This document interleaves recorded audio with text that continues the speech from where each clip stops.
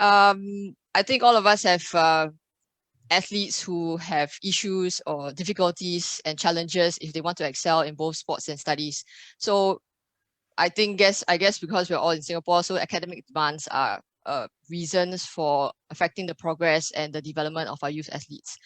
To have proper time management, it will help to have a progressive training and quality recovery, and of course, reduce the chances of any dropouts in the sport itself. So this workshop it will be shared by Mr. Stephen Quek. He will discuss some of the challenges faced by coaches of youth athletes, and of course, he will also share with you how you can well prepare the students better to be more actively participative in their sports training, especially during exam times. Mr. Quek has had a wealth of experience as a student athlete and a PE teacher. And of course, he has done extensive research in this area of managing sports and academic achievements. So I'm sure he will share with you about his dissertation on the contributions of sports and academic achievements here in the Singapore schools environment. So I'll just pass on this time now to Mr. Stephen Quek. So let me just stop sharing my screen first. Yep, and Stephen may now share your screen.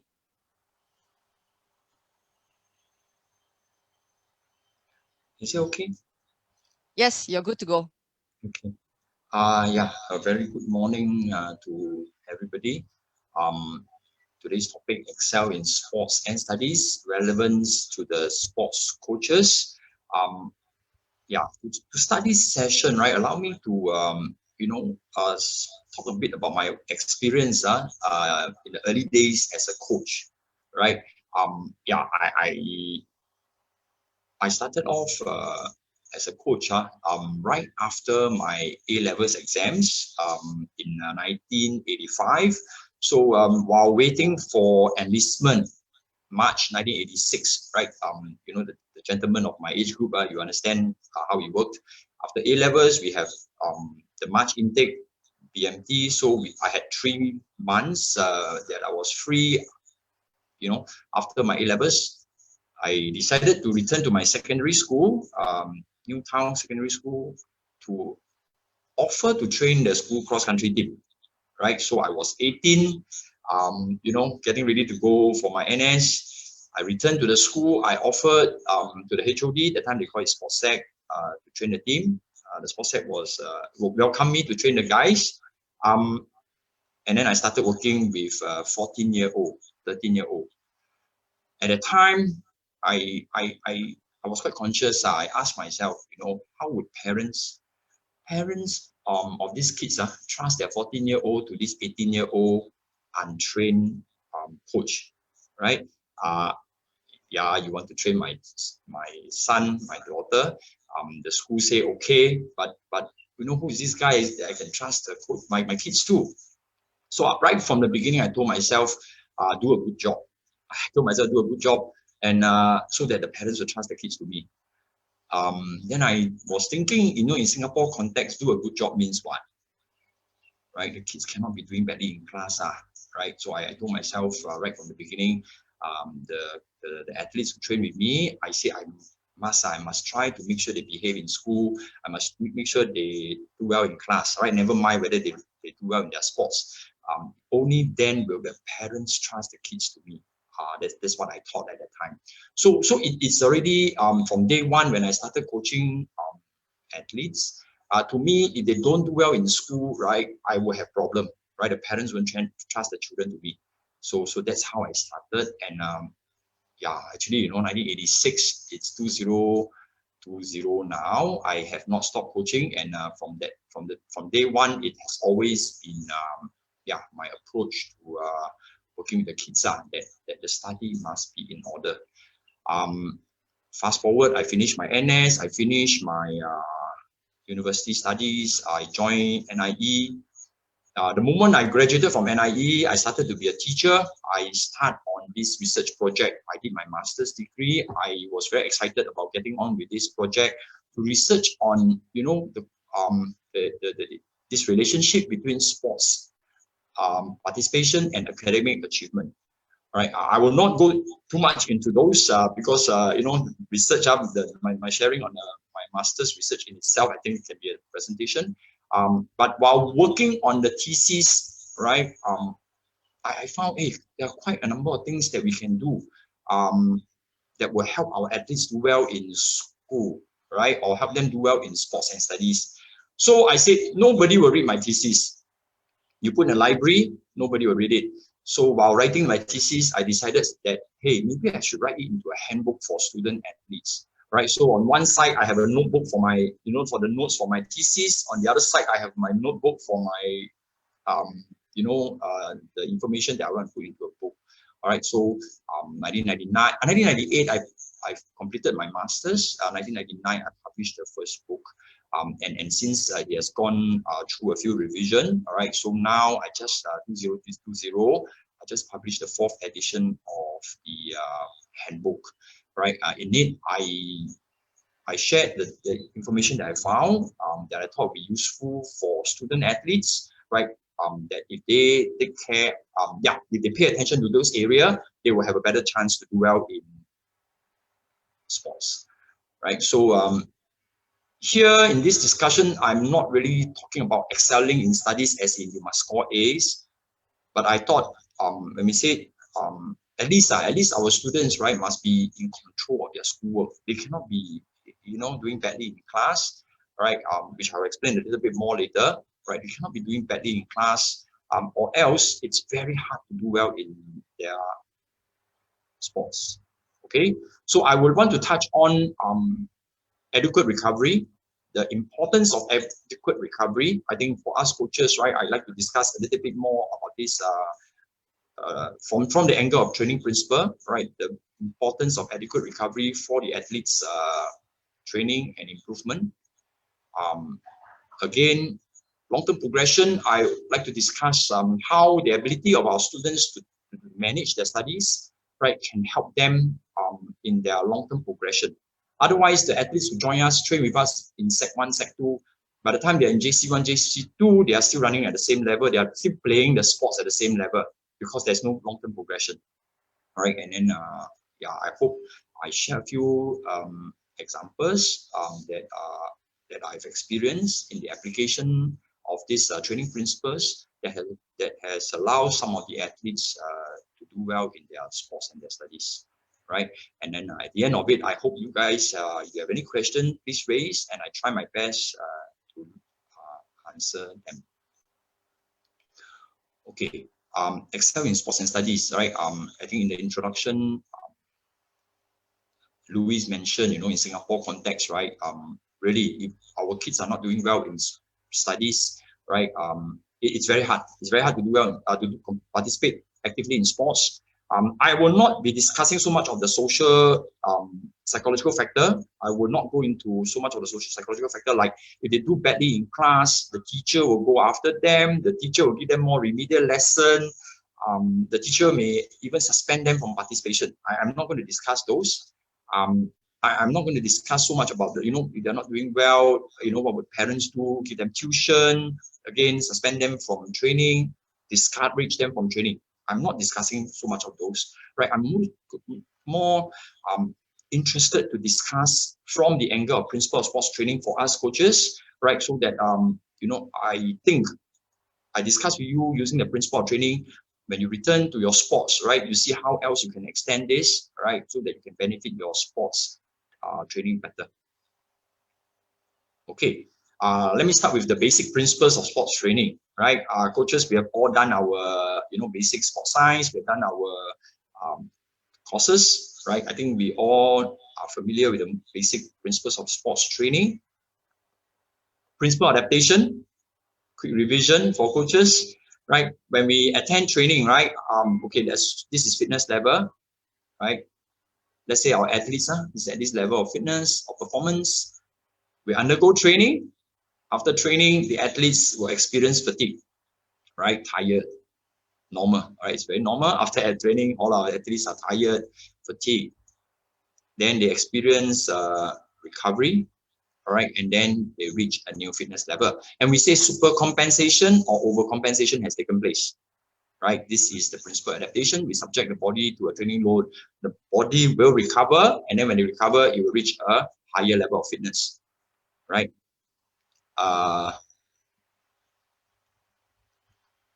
Take note that recovery here is important, right? From here to here, fatigue, we understand why, because they experience training load, tired, fatigue.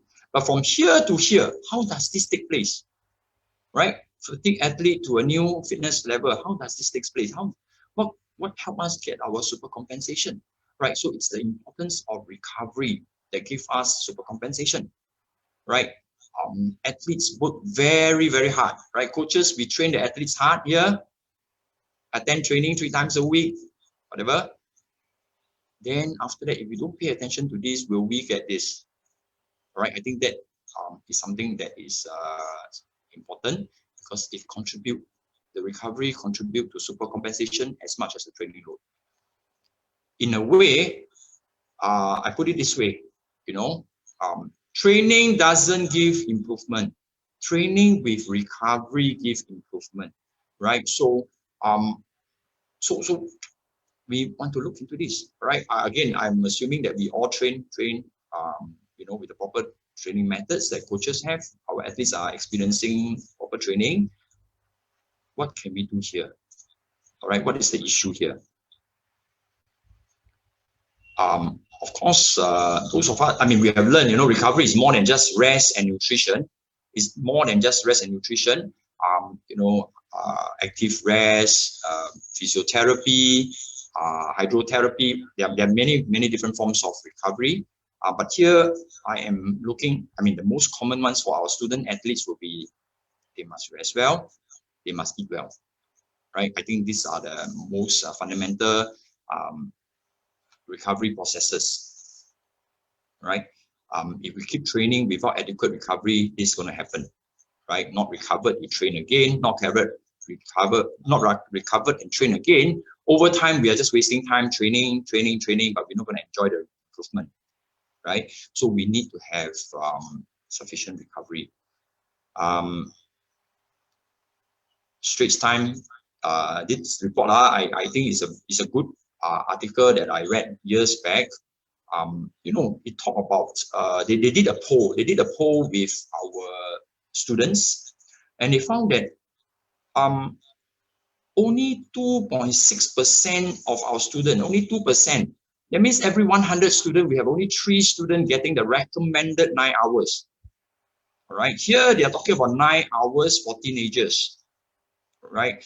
And then 80% get less than 8 hours. I think it's not a surprise to any one of us here, right? Knowing our students, right, they don't get enough sleep, right? But this study shared with us that only about 3 out of 100 students get the required, the recommended 9 hours. What's the issue here? All right, so in the article, I just pulled this out, right? They interviewed this doctor who shared that, again, I think this is important. Growth hormones are secreted during sleep, right? If the amount of sleep is curtailed, it affects hormonal development and intellectual function, right? So basically, the growth of the kids, it will be affected, right? Because they don't get enough sleep. Okay, so I put it this way. General recommendation we always hear, you know, is about 8 hours of sleep, right? I think that's a general recommendation. I think we all agree with that. But teenagers who are experiencing growth, the youth that are experiencing growth, they need more than 8 hours because they need the sleep for growth, right? And for our sports people, our athletes who are training, we want to enjoy super compensation, right? So if we want super compensation, we definitely need more than the normal 8 hours recommended for the population, right? So teenagers need more than 8 hours. Sports people need more than 8 hours. So certainly our youth doing competitive sports will need more than 8 hours of sleep, right? Maybe I take a look at, you know, this very briefly, sleep cycle. All right, when we are sleeping, our body go through this sleep cycle, right? Each cycle consists of 5 stages. Different activities are taking place, different processes are taking place at different stage of the cycle, right? And approximately each cycle is about 90 minutes. So I try to look, you know, a bit more into this and see what are the processes that is taking place while we are sleeping, right? Look at this part here, right? Hormones are discharged, right? Replenish here, body repair, regrow, build bones and muscles, strengthen immune system, right? So from here, I think all of us can see, right, how important sleep is, right, to the growing child and more so to the athletes undergoing serious training, right? If they don't get enough sleep, they don't get enough of this, the improvement will be affected, right? So I just use simple number, right? So if each cycle is 90 minutes, right? Each cycle is 90 minutes, then we experience stage 4 once if you sleep for 90 minutes. The boy who sleep for 6 hours will get 4 cycle. The boy who sleep for 9 hours will get 6 cycle. Right? I think it's quite obvious to us, right? If we want to enjoy the all these processes in our body while we're sleeping, then we need the number of hours of sleep. Summarize here. If we don't get enough sleep, right, the athletes will perpetually be feeling tired, right? Then their chances of getting injury is higher. I think we can understand now, right? Because if you look at stage 4, what happened? They don't get a chance to recover, muscle growth, muscle development, muscle recovery, right? Immune system,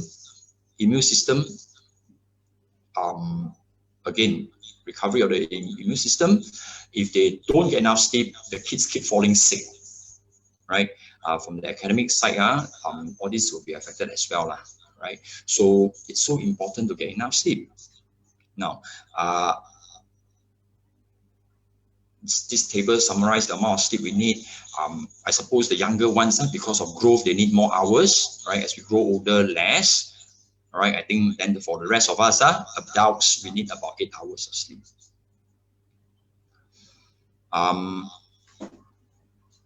Following that article by Straits Time, right? So a parent wrote in, share the problem she experienced with her daughter, right? She said that, briefly, basically, I think we all know, in school, there's so many things going on, CCA, homework, leadership program, tests, right? And then they say want to spend family time. They say it's almost impossible. The kids, how can they juggle? How can they get enough sleep? So this mother wrote in and share, right, her experience about the struggle her daughter was experiencing. Okay, so at that time, we responded. A week later, we responded with we share our experience. We wrote in response to the article, right? We share some of the ideas that we have, right? I say we because this lady here, Renuka Satyanathan, right? At the time, she was an athlete, just graduated from the school team I was training. So she joined me to co-author the second edition of the book, right? In the second edition of the book, Renuka shared in every chapter her experience, right? How she managed to deal with the demand of studies as in sports in our school context, right? Well, as I said just now, basically what we shared with the parent was these ideas, all right? We were trying to suggest, right, that can we manage our time better, right? Can we share with our athletes, manage time better so that they make better use of the time in the day, right? Instead of waiting for the CCA to start, can we spend the waiting time completing our schoolwork, right? Can we establish certain routines, right? Our system of doing things so that we are more efficient, so that we don't have to spend time waiting and doing things in inefficient ways, right? Can we organize our environment, right, such that when you sit down and do work, it's really doing work and not be distracted by things going around us, right? And then of course we also shared okay, not in that reply, but in our the content now we shared about the importance of what are the strategies that we can use to facilitate the students, okay, first knowing what to consume and how to go about it, right? And then yeah, many other ideas here. Okay, so I have very briefly spoken about the importance of recovery, right? Sleep in particular, to help us get this compensation, right? So now, coaches, if we are going to work with our athletes, right, as I said just now, we spend 3 times a week, 2 hours working hard here, right? If they don't work on this recovery process, right, which is on their own, you know, in this particular case, sleeping, right? How, you know, can we be effective, right, in enjoying this super compensation, right? So if we train hard, train very hard, we don't rest well, we don't enjoy this improvement. Worse, the athletes may fall sick, right, because of stress of training load without sufficient sleep. They may get injured, right? Stress of training load without sufficient recovery for muscle development, muscle repair, right? So the importance of getting enough sleep, right, in the recovery process is very important for the student athletes, right? Principle of adaptation. Okay, and we want regular training, right? When we train, we improve, right? Then we return for training, we train again, we improve, right? And then we train again, we improve. So over time, we can get progression, we can get improvement, right? And if we have the chance to work with athletes from Sec 1 to Sec 4, Sec 1 to JC2, we will have a lot of opportunity, right? I mean, we have enough time to help build them up, right? To high performance level, to national level athlete, to go on to represent our country in our sports, right? Unfortunately, principle of reversibility, right? This is another basic principle of training. If we train, we improve. Yes, that's a good news. We train, we improve. But we stop training, the training take place.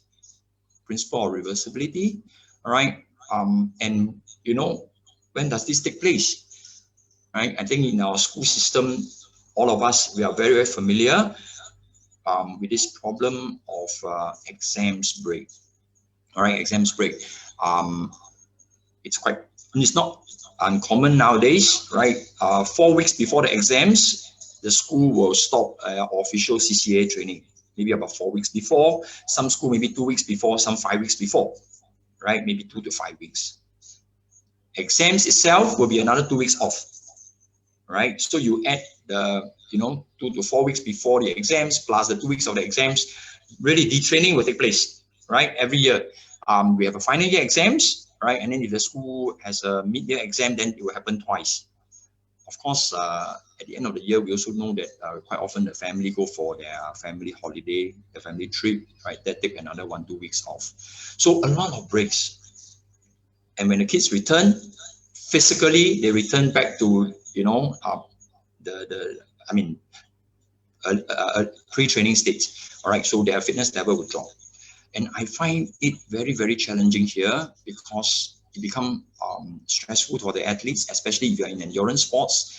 It becomes very stressful. It's very discouraging because I reached that level before I return to training. I can no longer operate at that level, right? So it's very discouraging for the athletes, and which I feel, in the long term, it's tough for athletes because after a while, I think it starts to continue lah. All right, so maybe after a while they may be less motivated in the sports, and then I think that can also contribute to dropouts.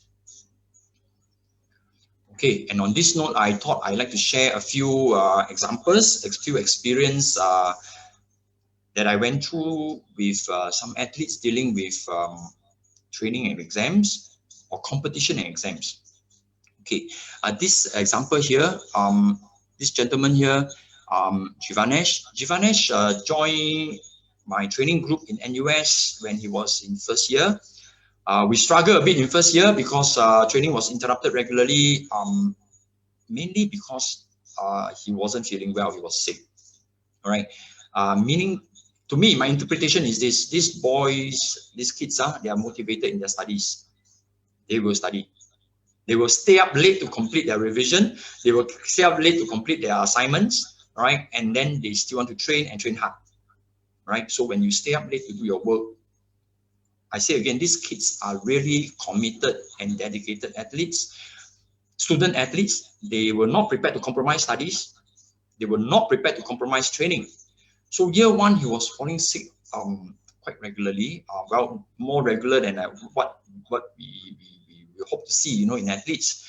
So performance wasn't, doing as well as we like to. And I think 2015, yeah, he actually represented Singapore at the SEA Games, right? But we were not happy with the way he was approaching training. So he decided, we got ourselves organized.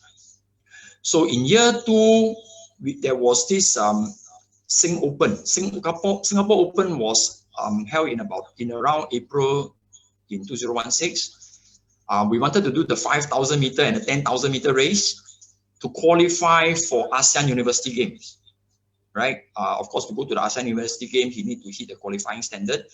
We wanted to go for the 5 and 10,000 meter.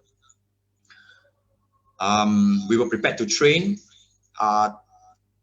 We trained through the exams, run the race, and sit for the exams. Unfortunately, 5,000 meter clash with this exam here on the 27th of April. Right, 27th April, there was an exams, 5,000 meter clash with the exams. No choice, right? We have to skip the 5,000 meter. That means he has only one chance left to qualify for the ASEAN University Game, the 10,000 meter. He ran the race. He got a personal best, 34:15. He qualified for the ASEAN University Game with this timing of 34:15. A few weeks later, he sent me a text message. He said, "Mr. Quek, very interesting. The paper that I set for before the race and the paper that I set for after the race, both paper I scored A." Right? So so he managed to now deal with the exams as well as training, right? I mean, you can't run a personal best without getting enough sleep and training, right? You can't go to a race, run a personal best without sleeping enough, without training for it. And in NUS engineering faculty, I don't think you can score A's without studying, right? So I thought he managed well. He learned well at the end of year one, and by year two, the teammates then told me every day, first thing in the morning after breakfast, he's already in the library, getting himself ready, right? Either to revise his work, right, prepare for the next lesson, or prepare for the next test. So that's Chivanesh experience. I tried to collect some data with the school team that I was working with. I collected some data with a school cross-country team. It was published in this journal. All right. I also share this in the Singapore Physical Education Association newsletter. If you're interested, you can refer to their website for this article. The effects of CCA participation during examination standout period on exams result. Right. So I work with this school team. I always make it a point from day one. I tell them we're going to train through the exams. You're not going to stop. All right. But for my first year, I joined the team halfway through. I don't think it's fair to make the kids train through the exams. Right. Not fair, because they were not prepared from day one. So second year, even before January, right, October, November holiday, I already told them, guys, there's enough time. October, November, December, let's make use of this time, study ahead, right? You don't have to be study like there's an exams, but when you have nothing important to do, pick up your schoolwork, do some work, right? So the message was sent even before January. So they train regularly, and then when the exams approach, right, the kids were reminded, right, that we're going to train through the exams. But although I have informed them very in advance, I think I have to give them the option, because the school, like all schools, right, will have an exam stand down period. So the athletes were given the option to stop training, right, despite me telling them that we will train through the exams. Okay, so from the data I collected, right, two girls decided that they want to stop, right? One girl cited the reason, her reason was the parents wouldn't allow. Another girl, the reason was she don't think she can cope, right? So these are the results that I obtained from that studies. right? 2 students did not train through the exams. Both students got a slight decline in their exams results, right? 2 students remain the same. For those who trained through the exams, they say not much diff. 9 of them experienced a slight improvement in their results. And in fact, 4 said a very significant improvement in their results studying and training through exams, right? So this is a little study that I did. So I try to find out the reasons, right? So I follow up, check with them what's the reason they think for the experience they got, right? We are going to train through exams. With that, better start preparing in advance, right? So they start preparing in advance, right? They know that they're not going to train, they're not going to stop to revise during the exams period. So they say they're not going to waste time, right? So they have improved their time management skill. I suspect from my literature review, right, the continuous training I think will help them, right? Because if they are not exercising during exams period, I believe intellectual function, right, will not be as efficient. Okay, and because, right, in a team that is training through the exams, remember I mentioned the first principle of adaptation. We want our athletes to get enough sleep. So these athletes who are training, right, make it a point to get enough sleep, right? So while their classmates are staying up late to, prepare for the exams, these athletes continue to sleep as per normal, right? So they believe that they are able to focus better in class during that period of time. They are able to revise more effectively. All right, and of course, I think we all know exercise, the relationship between stress, anxiety, and exercise. So they were training through the exams period. They feel that it was less stressful, right? So, from these little studies I did with this school team, right? Actually, their exams result were not affected by their sports training, right? And if you look at the stats, really, it's very clear. They actually perform better. And this is not an isolated case in my experience, right? It's just, one that I put together and published. I have found out in many, many instances that the kids, in their personal reflection, in our conversation, and of course the results itself, we can see that very, very often the athletes perform better in their exams while they are serious about their sports training. I think, again, coaches here, NROC coaches, I think we have, most of us will have come across this, right? These are what we hope to develop in our students, right? Moving forward, right? These are the characteristics that we want our, Singapore students to acquire, right? Or to develop in school. I have, I mentioned earlier, many schools would have this stand-down period before the exams. There was one instance, this school announced, right, 4 weeks, 5 weeks before the exams, there's a stand-down. I know of the vice principal. I know that the vice principal in this particular school, a young man, I think he's a reasonable gentleman. So I decided to have a conversation with him, right? I shared my view, my opinion with him. We want confident students, right? We want our students to be confident, but we tell them 4 weeks before the exams that they have to stop training, that they can't cope. I said, what is the message we are sending to our students? We are developing confident people, and we are telling them 4 weeks before the exams, 3 weeks before the exams, that, hey, you have to stop training, because you can't do well in your exams. I said, to me, that is not the development of confidence through CCA, right? I say the confidence is tomorrow I have exams, today I'm still training. That is confidence. And I think consistency, we want our children to be consistent in their training, to be consistent in their revision, right? You don't train only because there's a race. You don't study only because there's an exams, right? We want consistent effort, right? And of course, to do all this, you need discipline.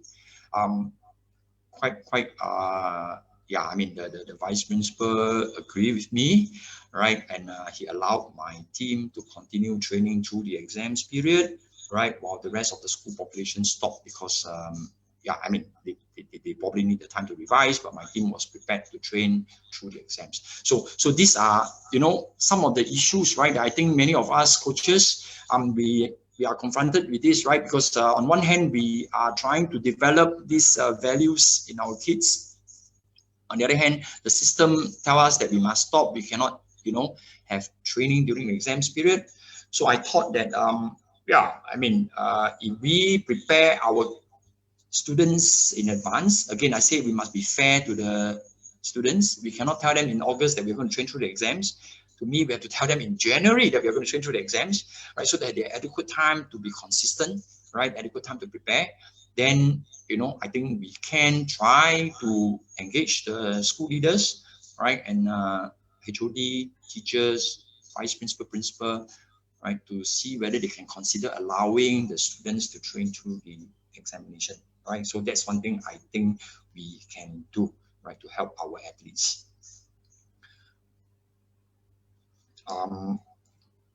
A few examples of some of the things that some athletes have done, which, to be very, very honest, I mean, I believe it can be done, but sometimes I also have my concern. I do, because sometimes I wonder whether, you know, things will go wrong, right? This boy, just recent years, set for his A-levels exams. He turned from Hwa Chong Institution. First student of mine in the midst of A-level. I'm not talking about promos exams. I'm not talking about prelim exams. I'm talking about GCE A-level exams that stretch for about 3-4 weeks. After week 1, on a Saturday, he was still training in MacRitchie Reservoir with the rest of the school team. I have trained many scholars, students who have gone on to become scholars. I have not come across one who, in the midst of A-level, turned up for training, right? So, and he's not jogging. He was there running with his junior, helping them run personal best times. I actually had a conversation with him. I said, "You sure or not? You sure you're well prepared for the exams?" You know, because if he score a B, right? If he scores a B, then, you know, it might be because he was still training. But the good thing is, when the results at the end of his A-level, he scored straight A's, right? While training through the A-level exams. And if any one of you coaches here think that, oh, these are brilliant children, very intelligent. Well, I'm not saying that he's not brilliant. I'm not saying that he's not intelligent. But the early years, he was actually not doing well. He was in one of the not so good classes in the school, right? But once I suppose sports can be very, very motivating, right? You set a goal, you want to excel in your sports, right? And because I do well in my studies can help me do well in my sports. I think there are athletes out there who will do that, right? So because they want to excel in their sports, they were very, very focused with their studies, all right? And this is one example that I've come across. This is the 18-year-old Mok Ingren. I think coaches here, most of us should have come across this athlete, Ingren, SEA Games triathlon and SEA Games marathon champion. I think, yeah, he's now a practicing doctor. Ingren,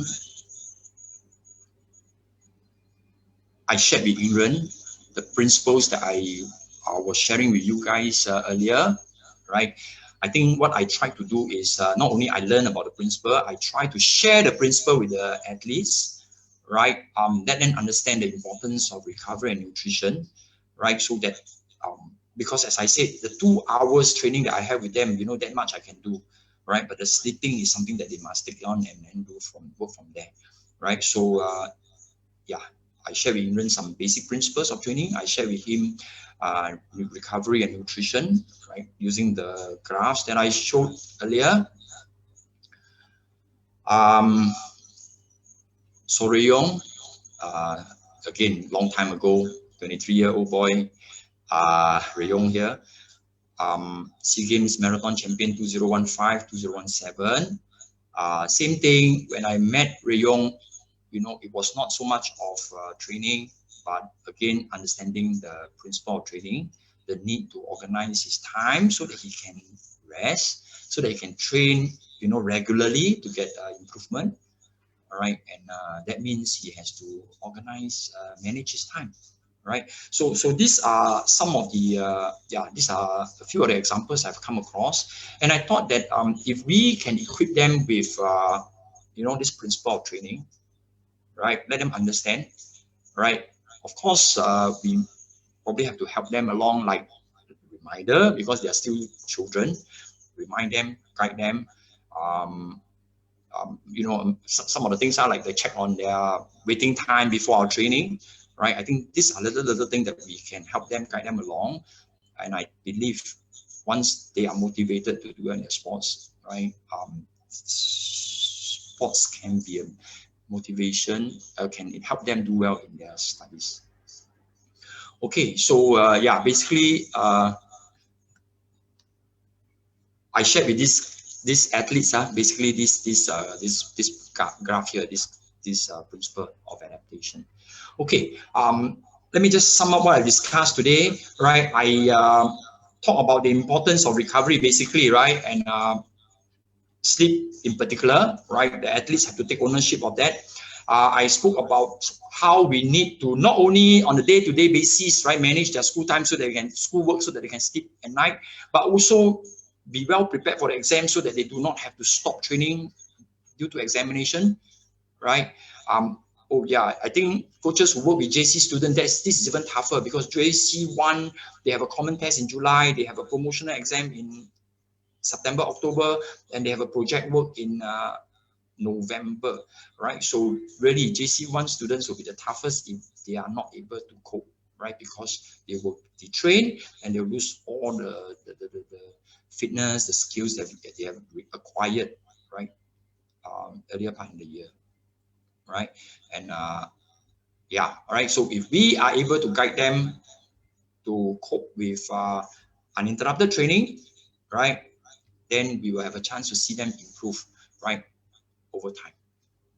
All right, and this book is available in the library. I cannot elaborate on all this, but this information you can obtain. This book is available in National Library. It's already up there, right? And maybe you want to take a look at this, or maybe you want your athletes to take a look at it, right? Then from there, they can acquire some of these skills, right, that I believe will help them.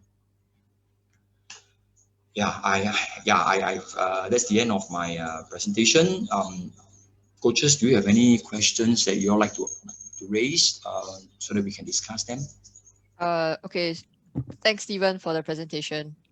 We have a couple of questions here from quite a few of them. Esther asks, is training duration and intensity the same as usual? I'm guessing it's during exams. Is it the same? Okay, training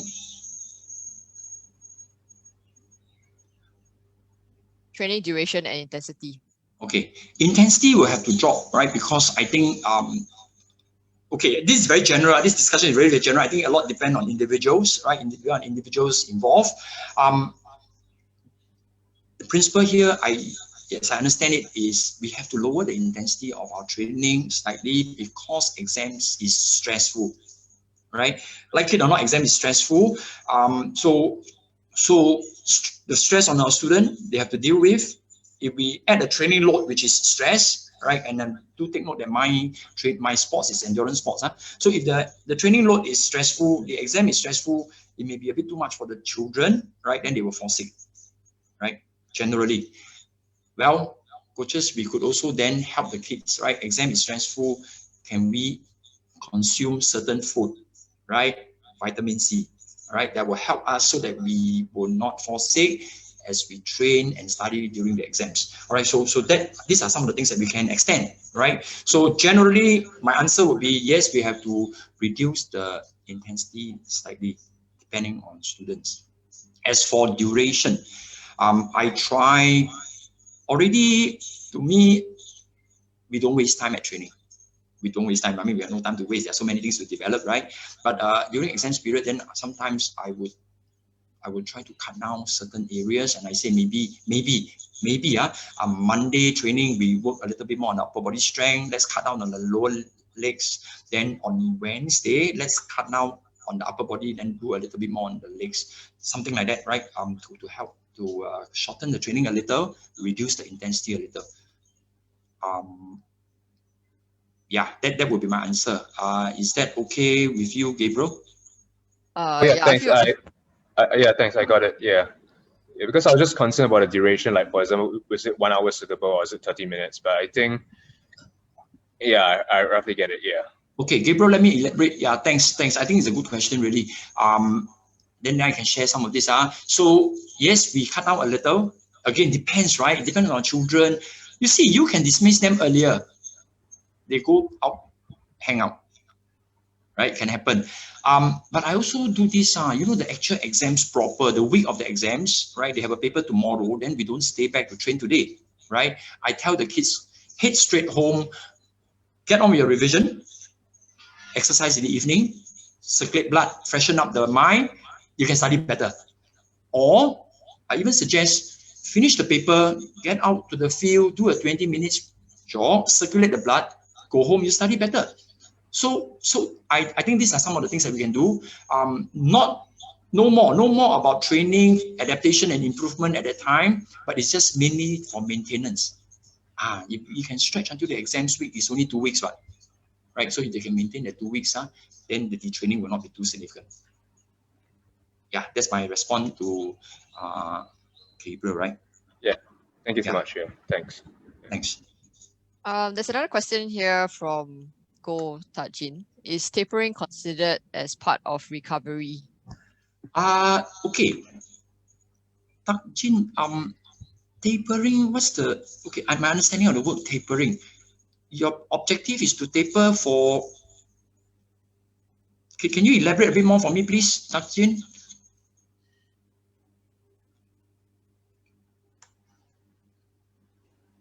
Tajin, are you there? Okay.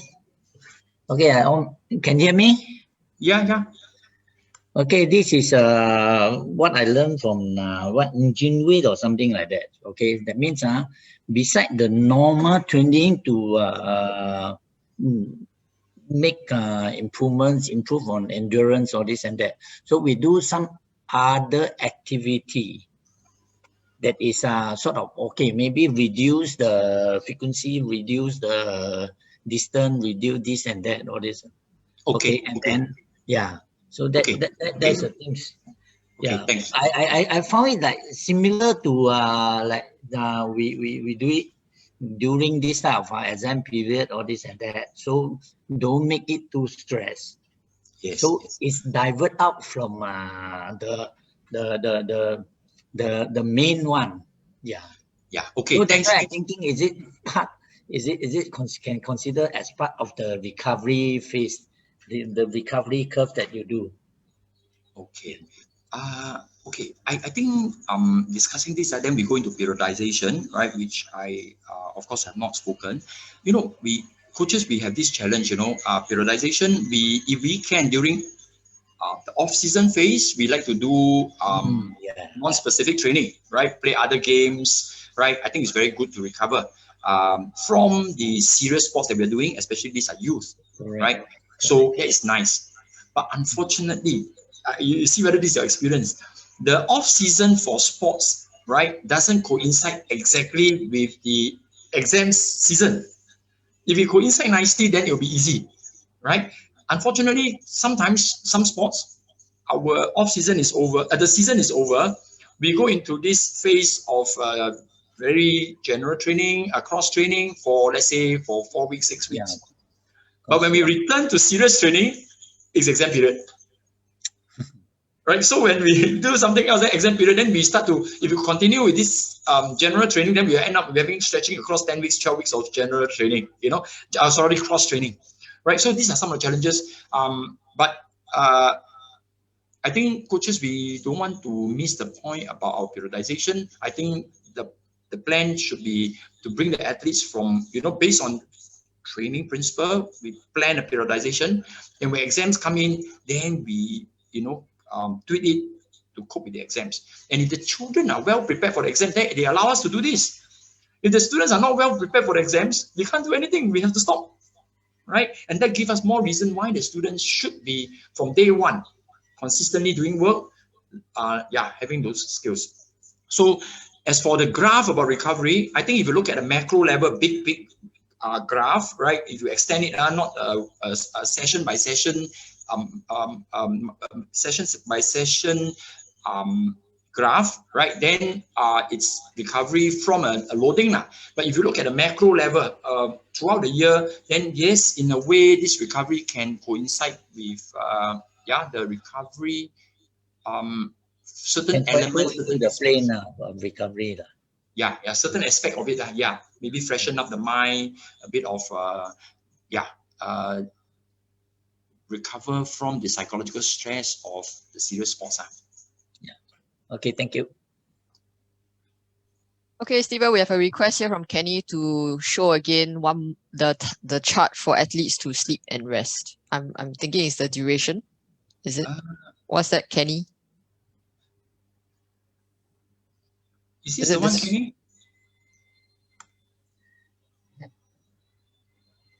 Kenny, are you there? Just to check.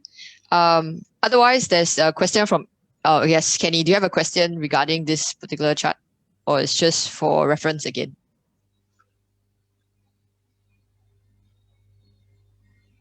Or are you referring to this?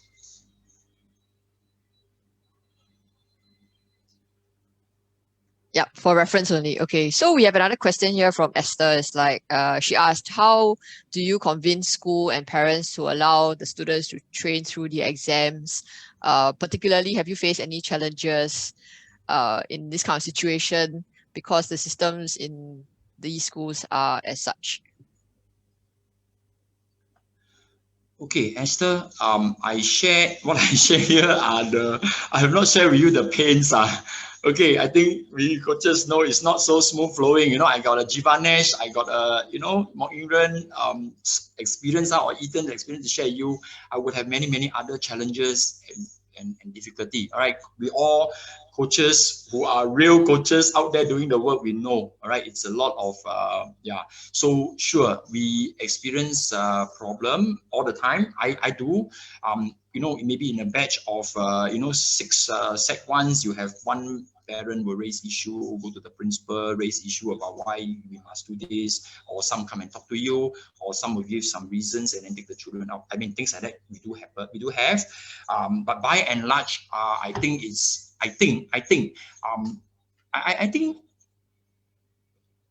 if we prepare the kids adequately and the kids are consistently doing well, right? I'm not talking about just before the exams, but I'm talking about from January, the kids are returning good scores for their class tests. They are doing their work well. They are, I say, behaving well at home, right? And everything, they are healthy. They are very organized. They are very disciplined. I think parents will become quite confident and will start to trust us more. I think that's how I started in 1986. I think I'm quite lucky. It has been most of the time like that. The parents trust us.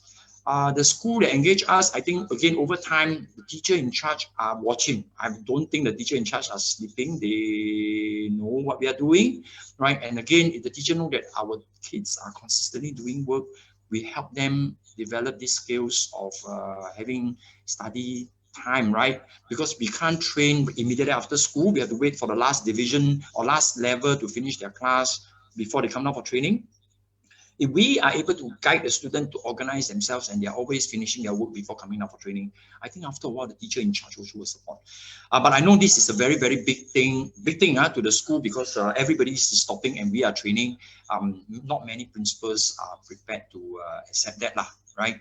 But I think it's over time that we convince them. I have managed, really lucky to have a school that are supportive. I have managed to convince most of the principal, most of the HOD to allow me to continue training through the exams. I think it's a norm now for me. Yeah, I'm very lucky. Okay, Sonia asks, where can she purchase the book if there's a hard copy of it? Sonia, can you drop me an email, please? Yeah, okay. SQ1967@hotmail.com.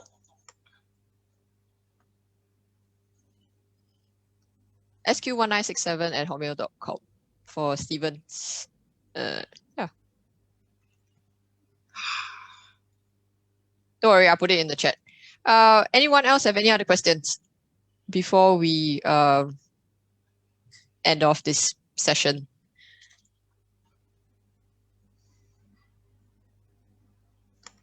Okay.